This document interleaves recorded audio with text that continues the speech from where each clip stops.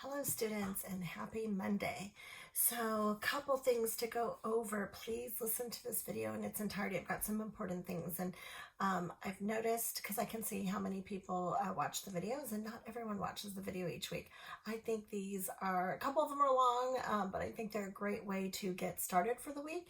And I do include extra information and extra reminders. So watch to the end and watch every week. So I do them to keep you connected to what's happening in the materials. So first of all, I want to talk about class on Saturday. So thank you to everyone who came.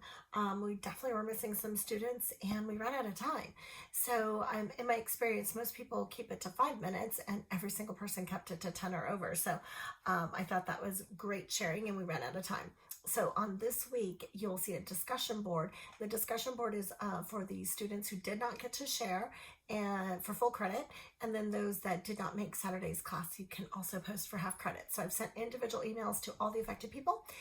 What I would ask is all these are due on Wednesday. For the rest of the class, watch a few, maybe, see if there's something interesting, make a couple comments if you're moved to do so, but that would be helpful. And that would be getting live feedback, like the rest of everyone did in Saturday's class. So thank you. Thank you for Saturday, and it ran over half an hour. So again, I apologize on the timing and I do appreciate all of your participation. There was some really good stuff. So a couple people did unconscious bias in a couple different ways. I think Rob, you had posted it in the chat. So if you didn't get a chance to save the chat or the link, but maybe I can find a way for us to do that here. But the Harvard has, like, I don't even know, there's so many unconscious bias tests you can take. It's fascinating to do a couple.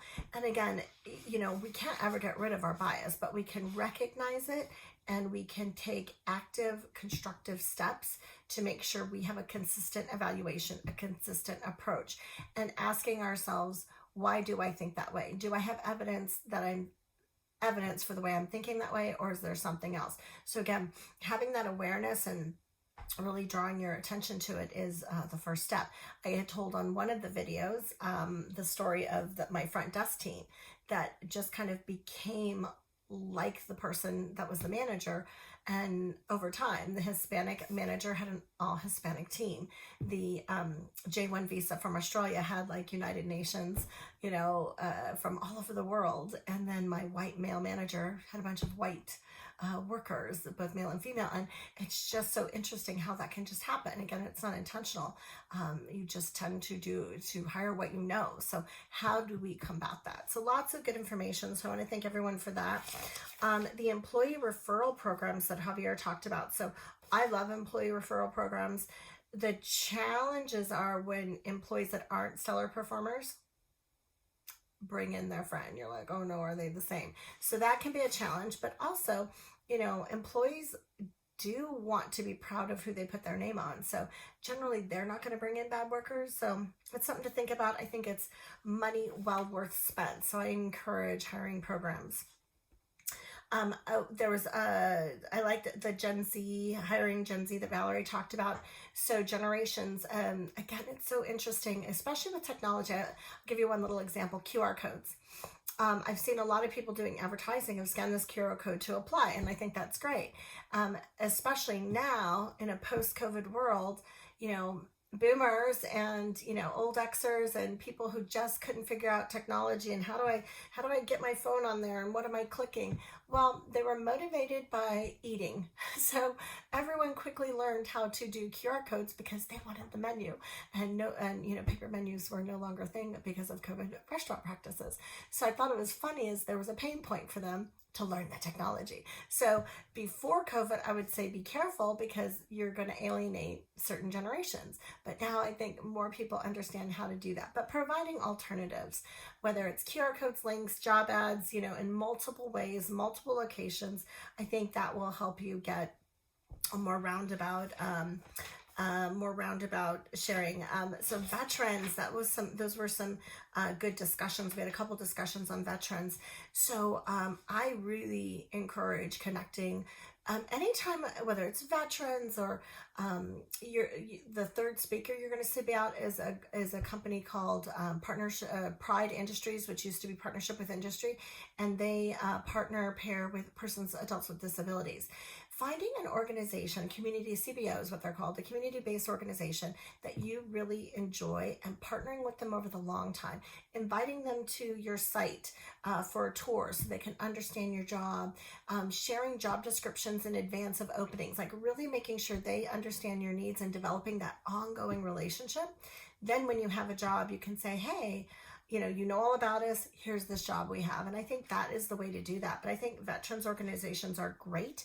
And then the spouses of veterans, they might not be looking for full-time. So if you have some part-time or some odd shifts, that might be a great fit for them as well, because they can't always commit to a full-time job with other responsibilities. So I thought the veterans ones were great. Drug testing, it's so interesting. I used to be a firm believer of drug testing.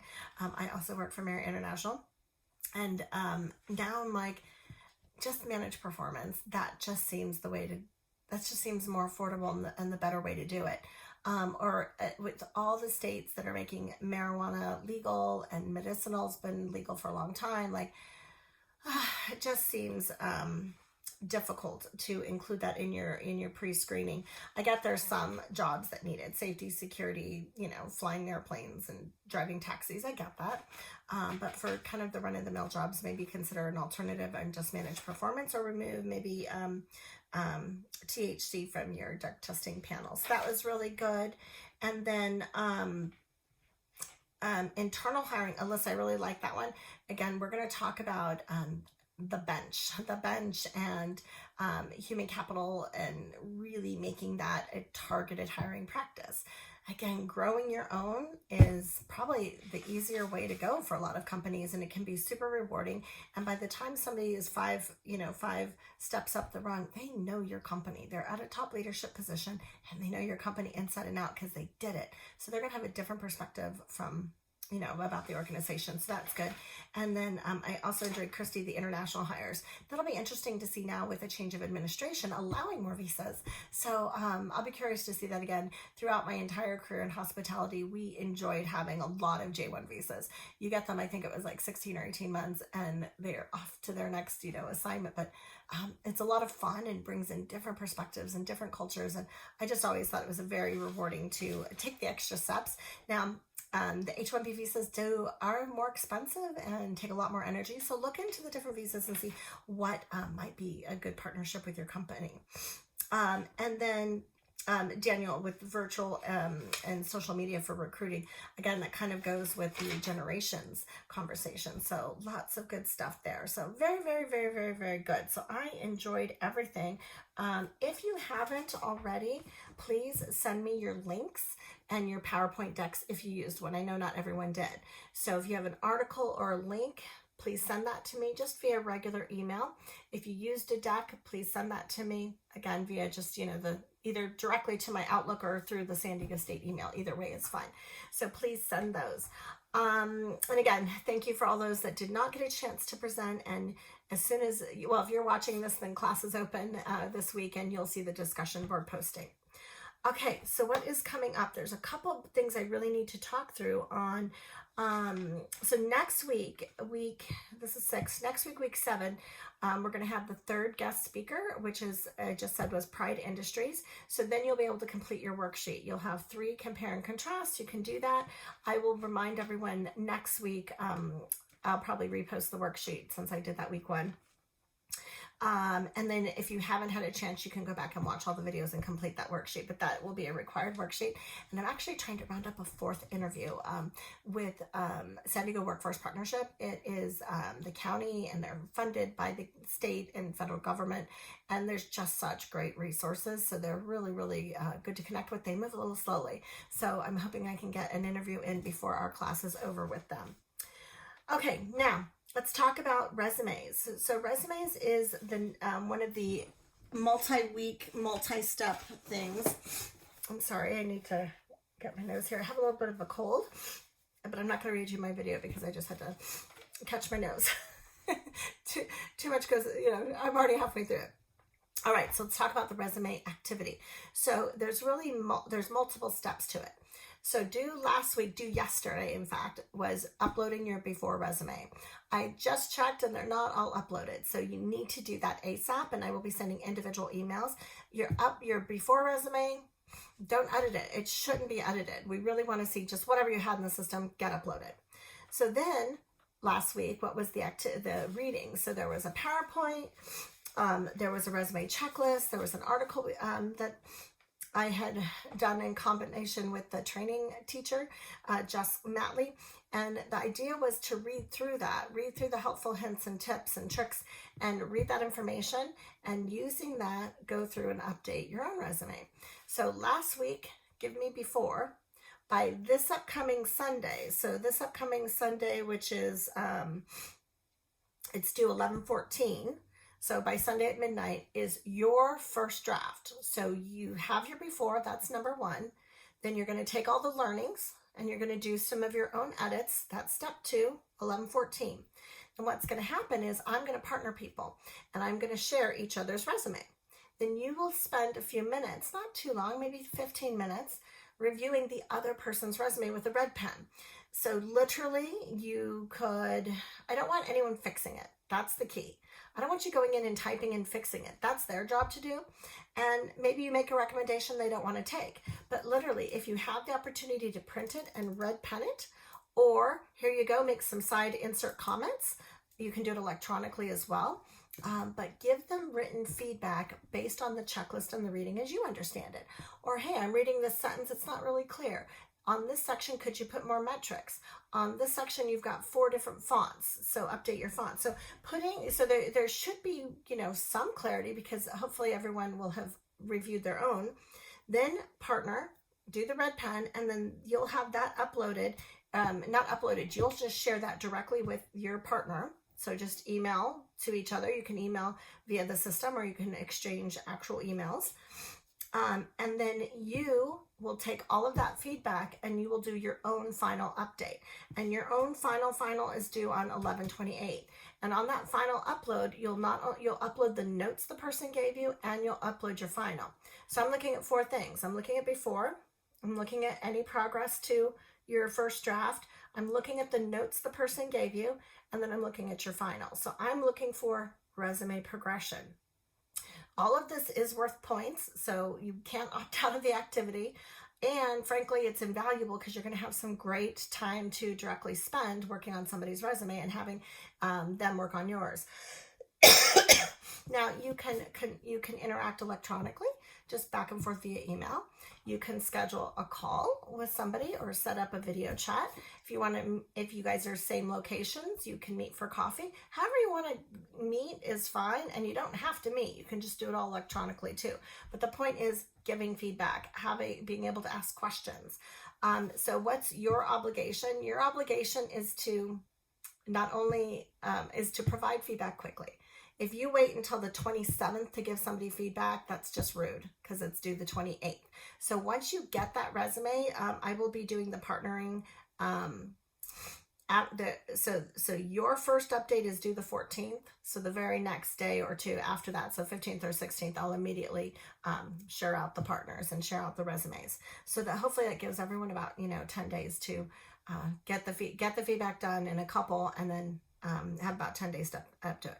So that's kind of the whole thing with the resumes. So why are we doing this? One, sometimes it's good to just get forced to do your resume. 2, it's good to have somebody else look at it, because I can't get rid of anything. I always had too much on my resume because I had to have it all, and it took me having somebody go in and just with a little red pen and make cuts and just like, no, this is all gotta go. And that forced me to really call it and narrow it down and be more succinct. So that is the activity. And 2, you're going to look at resumes. So by doing this activity, learning the tips and tricks, you're going to be able to identify some solid resumes. And don't get wowed by 800 lists of skills. That's distraction to me. it's more important to understand, what did you accomplish? What did you do? What are your metrics? What was your accomplishments? What's your proudest moment? What are you most proud of? Like those kind of metrics, that's what we want to show up in the resume.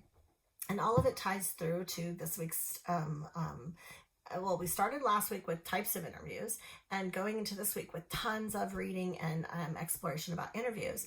And of course, that's going to pull through to next week, because we're going to be doing an interview activity, the best that I can do it for virtual. So lots of things. So please look over everything. This week, I also included an extra.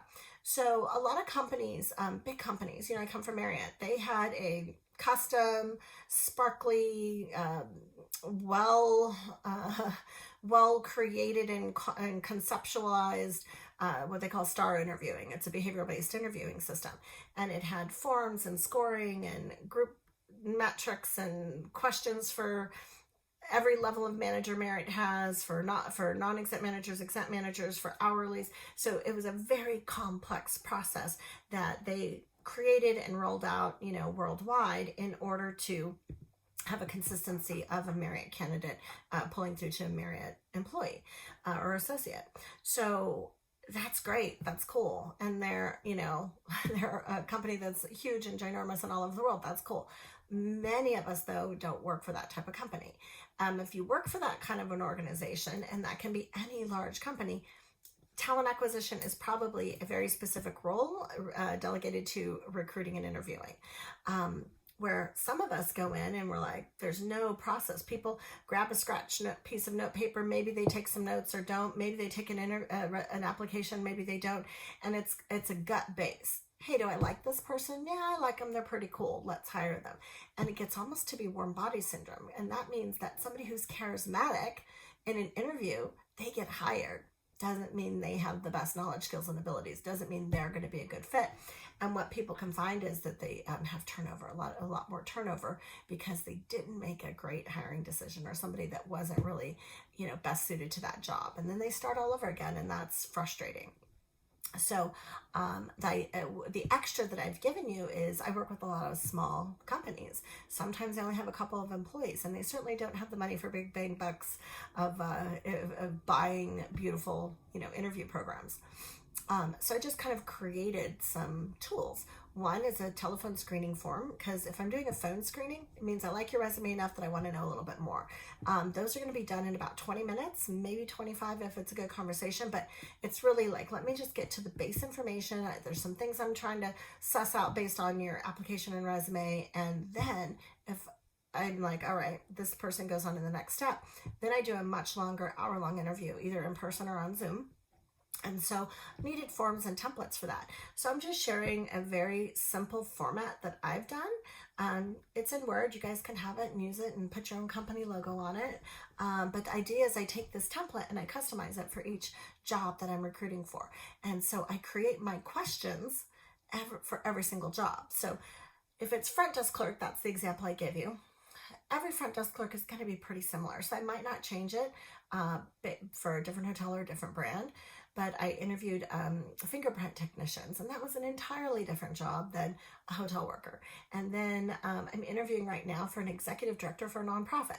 That's an entirely different interview. So I go through and keep my template, but I craft the questions based on my own question banks, based on some research, based on the job description, based on things I see on the website for the company about the position. So, you do, but anyway, so that template is yours. There's no quiz on it or anything like that. It's just an extra that I want to share as one way you can get it done if you've got no money resources to go out there and buy something. So anyway, just sharing. All right, so I think that is all of my notes for the week. Yes, those are all my notes for the week. So we are halfway there, week 6. I cannot believe it. So hopefully this has been a great journey for you so far. A lot more information to go, and please make sure that you are blocking off your calendars for Saturday, December 4th, So Saturday, December 4th is our last live class, and the whole class will be lecture. I will put people into breakouts for some different discussions, but we're really going to be taking a super deep dive into human capital. So for me, human capital is such a big part of talent acquisition. It's important, and I will tell you, probably 20 questions on the final quiz are based from the human capital, and it will have more meaning and more context if you're there, in addition to 40 points for the class, showing up for that class. So please make sure you're blocking out that time. We will use the full 2 hours. I'll be here in San Diego. I won't be traveling, so I won't be sitting and borrowing somebody's bedroom. And it will be great. So if you have any questions, send me a message, reach out, call, text, and let's connect this week. Otherwise, have a good week, and more to come next week. Thank you, students. Have a good one. Bye-bye.